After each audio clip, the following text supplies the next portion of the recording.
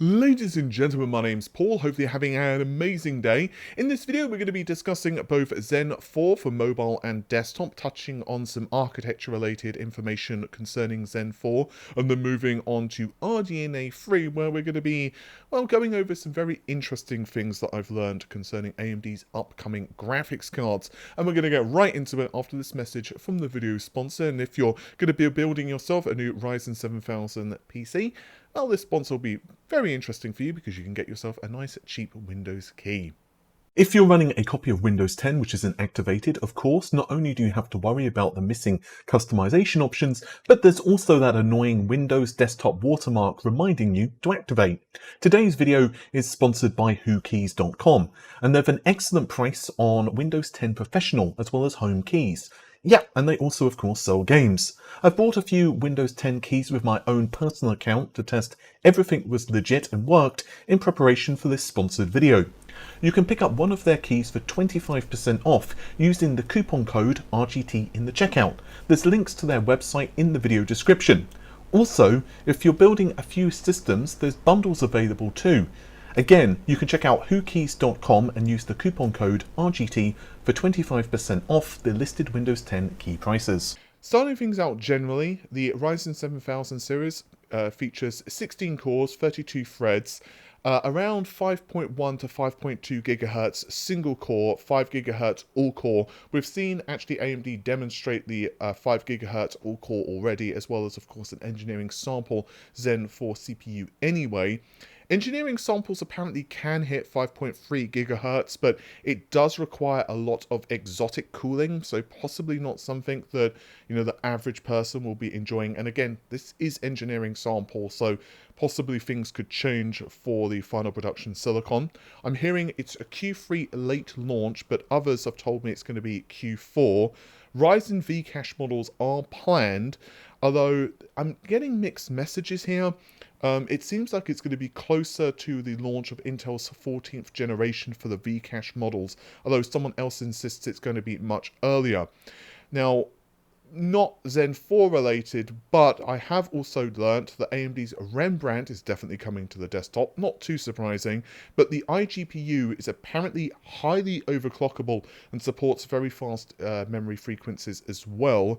Rembrandt desktop is going to be Q4 this year, possibly announced Q1. I've heard both dates, but honestly I'm leaning more towards CES 2023. Now, a lot of that stuff we've known already, and I've mentioned it several times over for desktop, but I did want to just put everything into kind of an easy to follow package. But now let's move over to mobile. So as for the mobile, well, we've got the Ryzen 7980HX, which is 16 cores, 32 threads, and the 7900HX. These are 12 cores, 24 threads. There are going to be lower core models, of course, available, and as you can probably imagine, AMD are going to be able to lay a lot of marketing claims here. It's basically going to be the highest core count, essentially, processors from the company in a mobile form, and you guys can just imagine the raw horsepower here for this type of processor. Like, yeah, it's going to be absolutely nuts. We're going to get more into specifics in power consumption in just a moment, but quite frankly, these processors are going to redefine what we expect as customers for like mobile CPU performance. It's going to be absolutely bonkers. Continuing though, it will also feature an iGPU, which apparently features 2 WGP. It also features an iGPU, 2 work group processors. Apparently the feature can also act a little bit like Intel's Quick Sync. Clock speeds are surprisingly close, I'm hearing, to desktop. Now, I've mentioned this previously, but again, yet another source, in fact, 2 sources, have told me that it's going to be announced later than desktop. I'm now almost certain it's going to probably be around CES 2023. So, obviously, this is going to be quite a bit later than what we have with desktop. But honestly, you can look at AMD's past history, and you can probably get yourself a pretty good understanding that this is most likely the case anyway. But now, let's shift our focus to general architecture. It excels in low power environments, and in fact, one of the earliest rumors that I was reporting with Zen 3 quite a while ago is that while, of course, is going to have tons of IPC gains and all of that stuff, which is brilliant, one of the real changes for this design is that it's going to be perhaps even more scalable across different power envelopes and does really well in, well, basically, very limited power consumption environments such as, well, a laptop. And clearly, this is going to be very important for AMD's strategy going forward, not just against Intel, but I think we all know that the landscape in CPUs has changed significantly. I could possibly even do a video on this in the near future. But it's not just AMD competing against Intel for x86. Obviously, we've seen Apple do quite amazing things actually with their own architectures, ARM processors, and I don't really want to take too much of the video up on this whole subject, but there's a lot to say, especially when it comes to servers as well, and so a lot of the engineering efforts that go into making power consumption better for mobile as well can obviously serve them well when it comes to scaling up the core counts for, let's say, servers. There are general cache improvements that I'm hearing about, including L2 cache is being doubled per core. This has basically been confirmed. We've actually seen some leaks on this as well, and I covered them recently. And this also does indicate that the L3 cache is the same as Zen 3 per CCX. Again, I leaked that previously, but we've seen benchmarks which basically confirm that it's the case, but it's nice anyway to get further confirmation. IPC improvements are from numerous things in the back as well as front end. These include op-q stalls, reorder buffer, cache tweaks. One person described this to me as fat Zen 3. Basically, you take Zen 3 and then just enhance it across the board. IPC gains, I've been told 20 to 25%. I've actually heard of both figures, although I'm personally at the moment leaning in towards the 25% figure. Of course, with IPC, it's really tricky to know exactly what we're referring to, because it's like, are we talking an average? Are we talking best case scenario? It's kind of difficult to exactly know, but I personally am thinking 25% on average. There's a few reasons for this. Historically, AMD have done some really good things like Zen 1 to Zen 2, Zen 2 to Zen 3, and the fact that we've got the V-cache variants also out for Zen 3 pretty soon, it would make absolutely no sense for a small IPC gain. It would kind of look bad for AMD.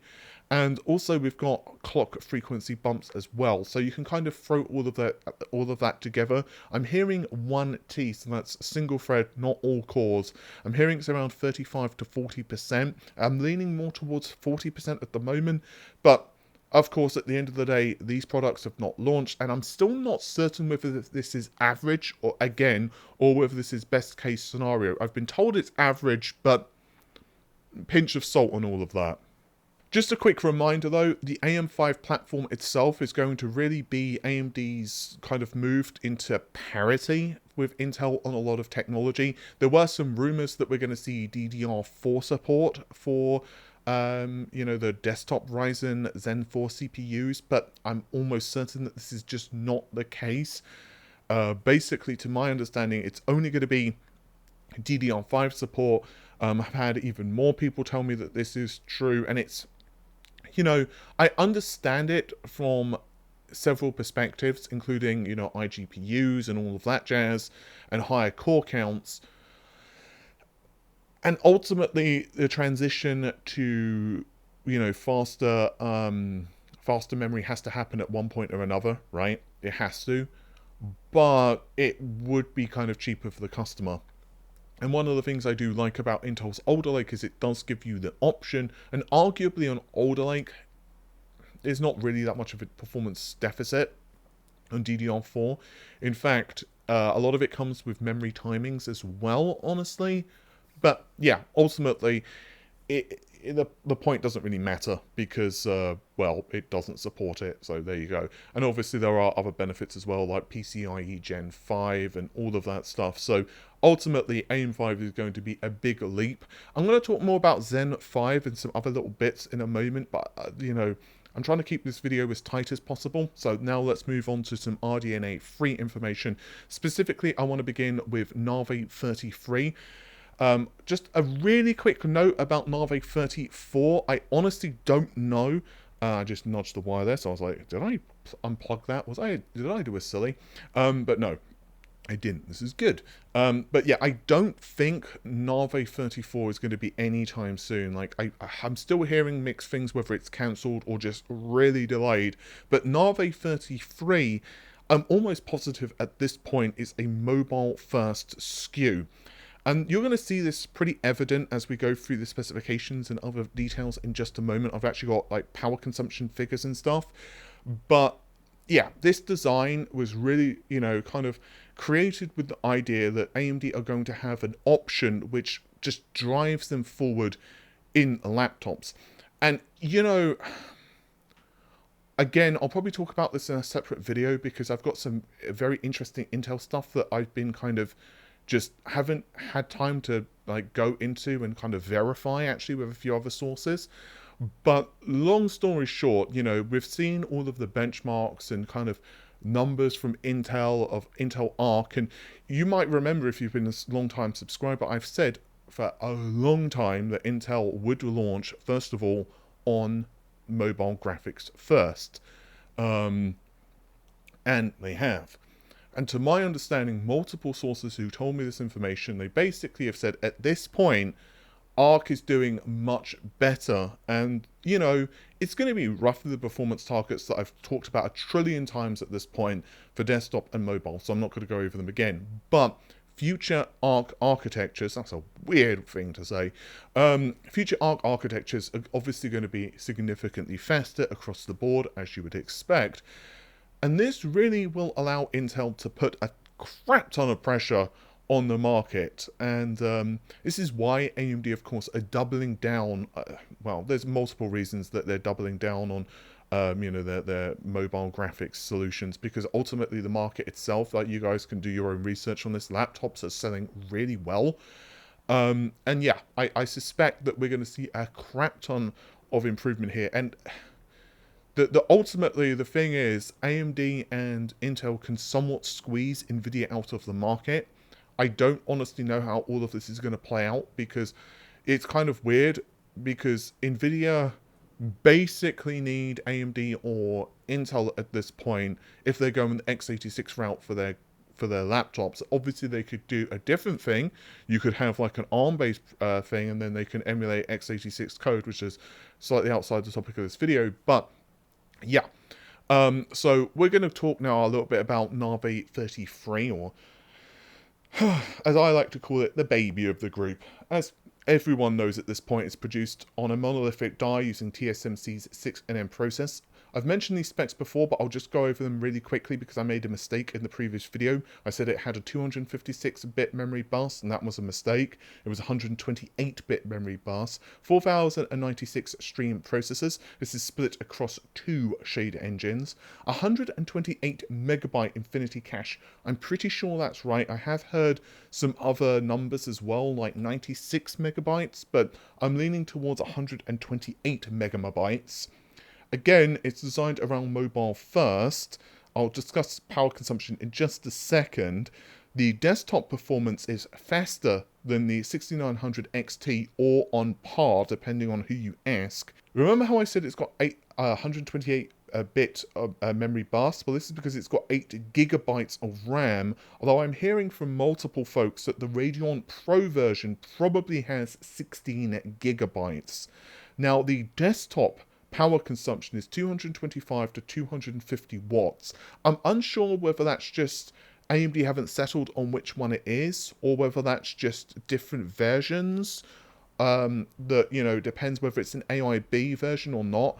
I'll talk more about that in a second with the Navi 31 power consumption targets.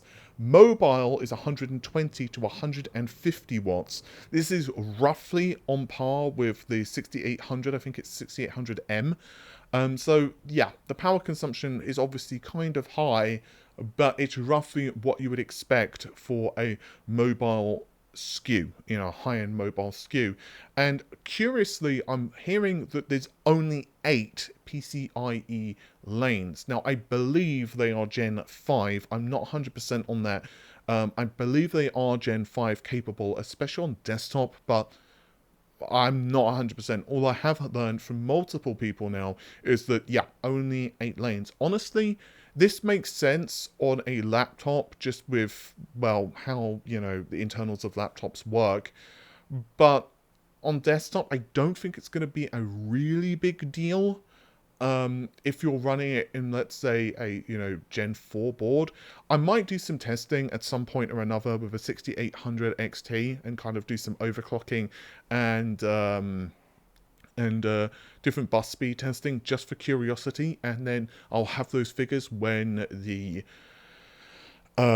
whatever it ends up being called. I assume it's going to be like the 7700. That's what I'm hearing anyway, the 7700 XT or whatever. Yeah, it's going to be really interesting to see how all of that plays out. I don't think it's a big deal. 8 gigabytes of RAM, I think is going to disappoint some folks, but I'm okay with it, honestly. 8 gigs should be okay. This card is going to be significantly faster than AMD's current cards when it comes to ray tracing performance. I've heard different figures. The one I'm going with at the moment in ray tracing, like for like, is around 50%, but I wouldn't really put a huge amount of faith in that. I'm hearing around 50% faster, which coincidentally is roughly also the figures that I've been hearing for the PS5 Pro if you take away the additional, T-flop performance, the additional GPU performance. We might have already seen a preview of what AMD are doing with their ray tracing with Sony's PlayStation 5 Pro, I think it's PS5 Pro anyway, patent for ray tracing. That's possibly based on what AMD have done. So it's not a revelation. It's not like they're going to be just absolutely trouncing the RTX 30 in ray tracing performance. Again, we're talking comparative SKU against comparative SKU, just to be really clear here. Obviously, we're not comparing, like a 6700 XT against like a RTX 3090 Ti kind of difference. We're talking like comparative SKU against comparative SKU. So I think it's going to be enough to put AMD in a comfortable position with ray tracing compared to what they have been now, where ray tracing on like a 6800 XT, it's doable on like a lower resolution like 1440p. I think it would be in a better situation when FSR2 launches. So for the frequency of Navi 33, I've heard around 3 gigahertz. Now, I want to stress this is not for the base frequency. I think this is either for boost or game clocks. We'll talk more about the clock frequency more in just a moment when I get to Navi 31. But yeah, that's pretty substantial. This is pretty obvious, but this is not going to be for the mobile SKUs, that is for desktop. But anyway, let's shift our focus now to Navi 31. Navi 31, it's a TSMC 5 and 6 nm process, as we've discussed a billion times at this point. The 5 nm is for GCD, that's the compute dies, and then the MCD is on the 6 nm, and that of course features the Infinity Cache. There are 2 GCDs total. Each one features 7,680 shaders, that's 30 workgroup processors across 3 shader engines. That's the figure I've got most from the sources that I've spoken to. Of course, it could be wrong, as with anything, but that's the figure I'm going with in this video anyway. A 256-bit memory bus, 16 gigabytes of RAM. Now, yeah, that figure could be a little disappointing to some, especially when we get into the performance targets, but that's the figure I've heard. I have also somewhat heard of a possibility of 32 gigabytes of RAM for the top Halo SKUs. But I am personally not really that confident in that. What I have heard is 32 gigabytes will happen, but it's going to be for the Radeon Pro cards featuring Navi 31. I would love for 32 gigabytes of memory for a gaming card, but I don't think that's going to happen. This will mean that AMD has a memory deficit against the RTX 40 series, because I'm pretty positive that we're looking at like 24 and 20 gigabytes of RAM for the top 2 Lovelace SKUs. So obviously that's going to be interesting from a PR standpoint, because this generation AMD have enjoyed a nice VRAM lead over Nvidia. I would actually say that the RTX 3080 You know, it really would have been a much better product, in my personal opinion, in terms of like publicity if it had 12 gigabytes of memory. Honestly, 10 is almost always enough. I've not really had the problem in many games there are. I think Doom Eternal, when you're turning everything on, it can kind of trigger VRAM warnings, but if you bypass them, it's been okay. Obviously, I've not tested every game under the sun, but yeah, for me anyway, I haven't had a huge amount of issues with 10 gigabytes. So I suspect AMD with 16 is going to be okay, particularly when we're looking at, you know, other technology coming into the fray, like direct storage and so on. But who knows? I suspect Nvidia are going to use it as a marketing strategy and kind of turn the tables on AMD because, well, it's Nvidia, and frankly, after AMD have done it for this generation, I certainly would. Clocks are apparently 2.6 to 2.8 gigahertz. Now, again, I do think that we're looking at game or boost clocks there. And that is a little slower, of course, than Navi 33. Now, I've heard with 31, overclocking is limited. Now, the reason I've heard this is the case, it's a little bit like the brain has gone blank, the 5800X3D, where obviously the memory, the overclocking of that chip is not great because of the V cache. I've heard it's something similar for Navi 31, but that's only from one source.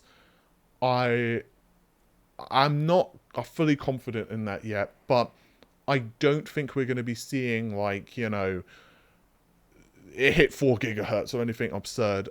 It'll be curious. I suspect it'll be able to overclock the GDDR6 memory just fine, of course, but I don't think you're going to be able to go absurd clock frequencies with this. I would love to be proven wrong. Again, I have been told that there's possibly a 3 gigahertz variant of this, but it seems like the average, you know, Navi 31 SKU is going to be around 2.6 to 2.8 gigahertz. Again, that's game or boost clock, but there's a possibility there may be a Halo SKU which hits 3 gigahertz, which again is apparently roughly the speed that the 33 SKUs can hit. Power consumption, I've mentioned this a trillion times at this point, but 375 watts to 450. The latter of these is 450, that is, for the custom AIB cards. Ray tracing performance is around over 3 times faster than 6900 XT. This is due to a number of reasons. Architecture improvements. Obviously, you've just got a crap ton more RT cores, so I can believe over 3 times. Honestly, I think people would be quite disappointed if it wasn't. Game performance, around 2.5 times, possibly more over Navi 21. I, again, can believe that. I've heard from some folks it could be faster. It could be like 2.7, 2.8. I've even heard 3 times. But personally, I'm dialing back my expectations. I think that T-flops and ray tracing performance are going to be over 3 times faster. But in game performance, at the moment, I'm dialing back my expectations. I would love to be proven wrong on that. I've heard multiple different figures from so many different people, and at the end of the day, drivers alone can make a massive difference here. So yeah, we'll wait and see, but I'm personally hearing around 2.5 at the moment to 2.6. I'm going to say 2.5 for this video. I'd love to be proven wrong, but that's the figure I'm going with. The T-flop figure, though, I'm hearing is over 80, and that just makes sense with the number of shaders that are on board, and then you multiply that by the game or boost clock, whatever it ends up being, and yeah, you can see that that's easily going to be just absolutely absurd and a ton of performance. Also, I didn't really know where to throw this stuff in, so I'm just going to kind of do like a bonus slide, if you will. RDNA 4, I've heard, is a massive architectural change compared to RDNA 3. RDNA 3 is a little bit like Zen 3 to Zen 4. Basically, it takes what's good and great and pretty much just turns it up to 11. RDNA 4, though, is a really big departure. It changes things significantly. I don't have a ton of details yet for RDNA 4, so the few things I do know I'm not going to mention yet because it's way too early and stuff could be wrong. But switching to Zen 5, though, a few things I've heard. Zen 5 doubles the core counts on the mainstream, so 32 cores, that would be for the Ryzen. So for this video, I'm going to call it the Ryzen 7000 series, although it's possibly going to see a refresh. IPC targets I've heard between 25 to 30% over Zen 4, but it's very, very early. Most folks know this anyway, but Zen 5 will be a very different design in that it's got big as well as little cores. So the little cores essentially are going to be Zen 4C. Now, I've basically heard that they are pretty similar to Zen 4 cores. The primary difference is that the L3 cache is apparently half. Allegedly, there are some other changes, but I don't have any specifics yet. What I have heard is that they basically are a lot more power efficient. I suspect that we're going to see some really interesting designs around both Intel's 14th and 15th generation, and of course by the time we get to this, ultimately this is going to be a really competitive next couple of years in tech. And I suspect that we're just going to see everything and the kitchen sink thrown at us, you know, just to try and, well, get our money. With that said, if you've enjoyed the video, then, well, it's YouTube, you know what to do. Leave a like on the video, of course, and leave a comment down below. Have you been holding off on buying hardware right now and just waiting for the next generation of graphics cards and processors, or did you just end up buying because stuff has gotten cheaper at the moment? I'm curious to hear what people have been doing. I mean, in the UK, the RTX 3080 for a while was quite close to MSRP at retailers. I don't know what the state of it is right now, so, you know, don't hold me to that. And ASUS and a few other retailers, AIBs were doing some interesting sales for cards like the 3050, I think it was, and the 3060, and we've seen some really interesting price cuts, of course, with AMD as well, with the Ryzen 5000 series. The 5950X has come down significantly, the 5900, so it's definitely quite tempting to upgrade. So yeah, have you done that, or are you just saying screw it, I'm gonna wait? Let me know. With that said, thank you very much for watching. Take care of yourselves, have an amazing day. Bye for now.